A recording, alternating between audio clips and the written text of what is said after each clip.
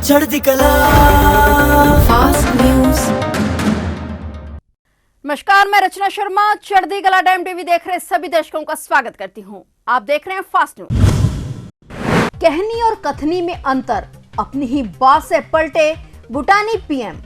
जी हां, डोकलाम विवाद पर भूटान के प्रधानमंत्री लोटे त्शेरिंग के बयान ने भारत की चिंता बढ़ा दी है। लोटे त्शेरिंग ने कहा कि डोकलाम विवाद का हल निकालने में चीन का भी बराबर का अधिकार है। डोकलाम पठार भारत, चीन और भूटान पर स्थित है। साल 2017 से डोकलाम गतिरोध के बाद से तीनों देशों में तनाव बढ़ा हुआ है। भूटान के पीएम ने कहा कि समस्या का हल निकालना केवल भूटान पर निर्भर नहीं है और हम 3 देश हैं, कोई बड़ा या छोटा नहीं है, तीनों समान देश हैं। चीन ने डोकलाम के पास भूटानी क्षेत्र के भीतर गांवों और सड़कों का निर्माण कर लिया है। चीन की यह हरकत भारत के लिए चुनौतियां खड़ी कर सकती है। भारत रणनीतिक सिलीगुड़ी गलियारे के पास डोकलाम में निर्माण के कारण चीनी विस्तार का विरोध कर रहा है।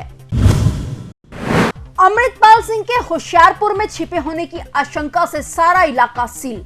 जी हां, अमृतपाल सिंह के पंजाब स्थित होशियारपुर जिले में छिपे होने की आशंका है। यह जानकारी मिलते ही पंजाब पुलिस ने होशियारपुर और फगवाड़ा रोड को पूरी तरह से सील कर दिया है और जिले की मरनिया कला गांव के पास नाके को लगा दिया है। बताया जा रहा है कि अमृतपाल को लेकर किसी वक्त भी बड़ी खबर आ सकती है। दरअसल पुलिस ने यह लुधियाना नंबर वाली एक सफेद कलर की इनोवा गाड़ी को रोकने की कोशिश की थी, लेकिन उसमें बैठ 4 युवकों ने गाड़ी को भगा लिया। ऐसे में पुलिस ने उनका पीछा किया तो युवक इनोवा लेकर यहां मरनिया कला गांव में घुस गए। पुलिस को शक है कि उस कार में अमृतपाल और उसके साथी सवार थे। जानकारी के मुताबिक इस सफेद इनोवा में सवार 4 युवक गांव के गुरुद्वारे में अपनी कार खड़ी करके वहां से पैदल फरार हो गए। ऐसे में पूरे गांव को सील कर दिया गया है और पुलिस तलाशी अभियान जारी है। पुलिस गांव के अंदर घर घर छानबीन कर रही है। माना जा रहा है कि अमृतपाल को लेकर कभी भी बड़ी खबर आ सकती है। मुख्यमंत्री भगवंत मान के ट्वीट के बाद जथेदार ज्ञानी हरप्रीत सिंह ने भी ट्वीट कर लिखा कि भगवंत मान जी, जिस तरह आप पंजाब की नुमाइंदगी करते हो, उसी तरह मैं भी अपनी कौम का छोटा सा नुमाइंदा हूँ। मुझे भी अपनी कौम के निर्दोष नौजवानों की बात करने का अधिकार है और मेरा फर्ज भी। उन्होंने कहा कि राजनीति के लिए संवाद बाद में करेंगे, पहले आओ मिलकर पंजाब को बचाएं और घरों में इंतजार कर रही माताओं को उनके जेल में बैठे बेकसूर बेटों से मिलाएं और उनकी दुआएं लें। बता दें कि इससे पहले सीएम मान ने श्री अकाल तख्त साहिब के जथेदार की तरफ से दिए गए अल्टीमेटम पर जवाब देते हुए कहा कि अच्छा होता अगर आप अल्टीमेटम बेअदबी और गायब हुए श्री गुरु ग्रंथ साहिब जी के स्वरूपों के लिए जारी करते, न कि हंसते बसते लोगों को भड़काने के लिए। लगता है मुख्यमंत्री भगवंत मान और जथेदार ज्ञानी हरप्रीत सिंह अब ट्वीट को लेकर आमने सामने आ गए हैं। आज हिमाचल के मुख्यमंत्री सुखविंदर सुक्खू पंजाब के सीएम भगवंत मान से मुलाकात करने पंजाब आए। दोनों राज्यों के सीएम्स की यह मुलाकात मुख्यमंत्री मान की चंडीगढ़ स्थित रिहाइश पर हुई। इस मीटिंग दौरान कई अहम फैसलों पर चर्चा की गई और पंजाब और हिमाचल प्रदेश के आपसी मामलों पर सहयोग को लेकर दोनों सीएम्स ने काफी देर तक विचार विमर्श किया। मीटिंग के दौरान सीएम मान और सीएम सुक्खू पत्रकारों से रूबरू हुए। सीएम मान ने बताया कि आज हुई इस मीटिंग में दोनों राज्यों के विकास के मुद्दे को लेकर चर्चा की गई। इसके अलावा उन्होंने वाटर सेस पर भी बात की। वहीं सीएम मान ने कहा कि टूरिज्म को लेकर भी मीटिंग में गंभीरता से चर्चा की गई। बिहार के पूर्व मुख्यमंत्री लालू प्रसाद यादव, उनकी पत्नी राबड़ी देवी, आरजेडी सांसद और उनकी बेटी मीसा भारती की जमीन के बदले नौकरी मामले में बुधवार 29 मार्च को फिर नई दिल्ली के राउंड एवेन्यू कोर्ट में सुनवाई है। इससे पहले कोर्ट ने तीनों की रेलवे में नौकरी के बदले जमीन मामले की याचिका पर 15 मार्च को मंजूरी देते हुए आरोपियों को 50,000 रुपए के हर्जाने पर जमानत दी थी। जानकारी के मुताबिक लालू यादव ने पत्नी राबड़ी, बेटी मीसा और रेलवे के अधिकारियों के साथ मिलकर इस घोटाले को अंजाम दिया था, जिसकी वजह से सबके खिलाफ मामला दर्ज किया गया है। सीबीआई ने पिछले साल 18 मई को लालू यादव के खिलाफ मामला दर्ज किया था।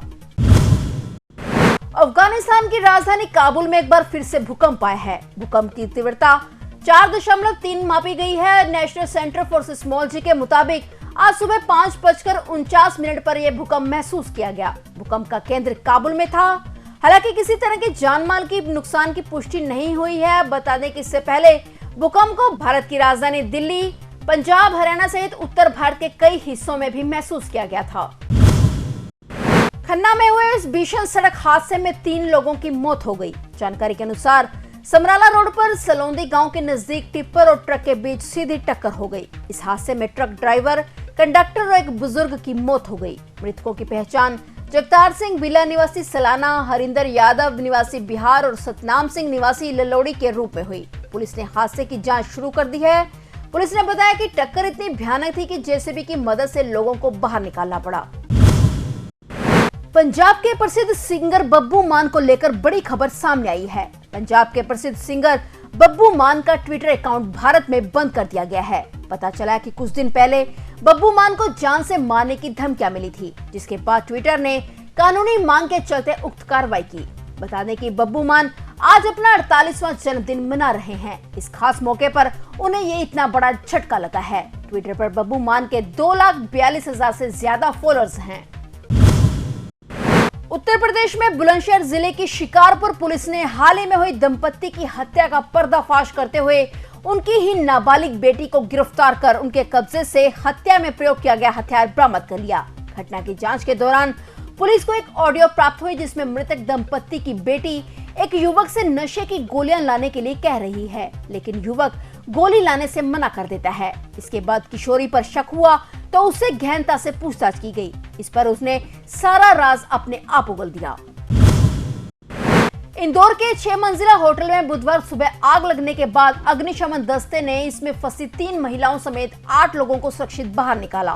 दस्ते के एक अधिकारी ने यह जानकारी देते हुए बताया कि राजेंद्र नगर क्षेत्र में स्थित पपाया ट्री होटल के भूतल की छत में आग लगी और होटल में धुआं भरने से 6ठी मंजिल पर ठहरे लोग फंस गए। इस मंजिल पर फंसे 8 लोगों को सीढ़ी लगाकर सुरक्षित बाहर निकाल लिया गया, जिनमें 3 महिलाएं भी शामिल हैं। भारत में कोरोना संक्रमण ने एक बार फिर से रफ्तार पकड़ ली है। बीते 24 घंटे के दौरान देश में कोरोना संक्रमण के 2151 नए केस सामने आए हैं। यह पिछले साल अक्टूबर के बाद एक दिन में दर्ज कोरोना के सर्वाधिक मामले हैं। बता दें कि पिछले 24 घंटे में ही कोरोना से 7 लोगों की मौत भी हो गई है। देश में लगातार बढ़ रहे कोरोना मामलों को देखते हुए स्वास्थ्य विभाग की चिंता बढ़ना लाजमी है। महाराष्ट्र राज्य सड़क विकास निगम के अधिकारियों ने बताया कि मुंबई पुणे एक्सप्रेसवे पर 1 अप्रैल से टोल में 18% की वृद्धि होगी। टोल में सालाना 6% की वृद्धि होती है, जो हर 3 साल बाद कुल 18% हो जाता है। जैसा कि 9 अगस्त 2004 की एक सरकारी अधिसूचना में बताया गया कि इस बढ़ोतरी के बाद कार और जीप जैसे चौपहिया वाहनों के लिए टोल 270 रुपए से बढ़कर 320 रुपए, मिनी बस और टेम्पो जैसे वाहनों के लिए 420 रुपए से बढ़कर 495 रुपए हो जाएगा। बड़ी श्रेणी के 2 एक्सल ट्रक के लिए टोल 585 रुपए से बढ़कर 685 रुपए हो गया, जबकि बसों के लिए यह 797 रुपए से बढ़कर 940 रुपए पहुंच गया। और अब कहा जा सकता है कि मुंबई पुणे एक्सप्रेसवे पर सफर करना अब आसान नहीं रहा। फिलहाल फास्ट न्यूज में इतना ही, और नए समाचारों के साथ फिर से हाजिर होंगे। तब तक के लिए देखते रहिए चढ़ती कला टाइम टीवी। चढ़ती कला